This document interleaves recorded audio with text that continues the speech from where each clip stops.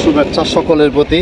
দর্শক, আমি দাঁড়িয়ে আছি হবিগঞ্জের লাখাই উপজেলার এই মোরাখুরি গ্রামে, মোরাখুরি পূর্ব গ্রামে। তো এই লাখাই উপজেলায় বেশ কিছু মসজিদ রয়েছে। এর মধ্যে আমার কাছে যে মসজিদটি মনে হচ্ছে সবচেয়ে পুরান, হতে পারে তার চেয়েও পুরাতন মসজিদ আছে। তো এই প্রাচীন মসজিদটি 3 গম্বুজ বিশিষ্ট এই মসজিদটি ইট এবং সুরকি দিয়ে নির্মিত। দর্শক, দৃষ্টি সীমানায় আমি আপনাদেরকে এই 3 গম্বুজ মসজিদটি দেখাবো, সেই সাথে আপনাদেরকে জানাতে চেষ্টা করব এই মসজিদটির নির্মাণ কাহিনী।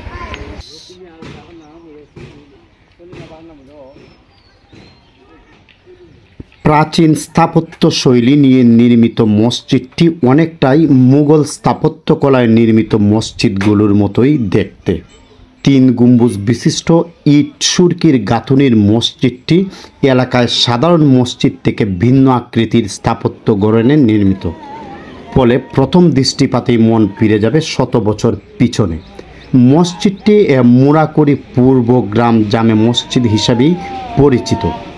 দীর্ঘদিন ধরে এই মসজিদে এলাকাবাসীর নামাজ পড়লেও কেউই নির্দিষ্টভাবে জানেন না মসজিদটির নির্মাণের ইতিহাস।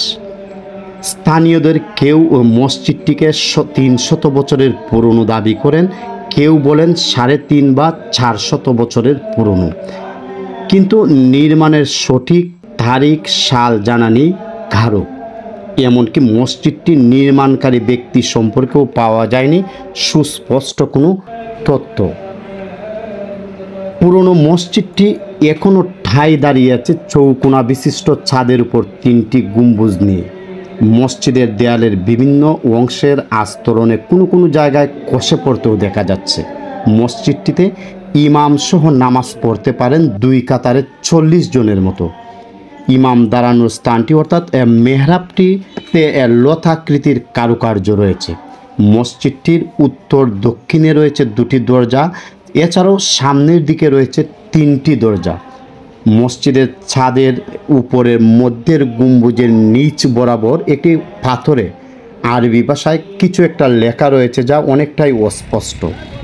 মসজিদটি সম্পর্কে এলাকার প্রবীণদের সাথে আলাপকালে জানান তাদের বাপদাদারা এভাবেই মসজিদটিকে দেখে আসছেন। তবে কেউ কেউ বলছেন ওই এলাকার কোনো এক মুসলিম জমিদার এই মসজিদটি নির্মাণের সাথে জড়িত, তবে তার নামও স্পষ্ট করে বলতে পারেননি তারা।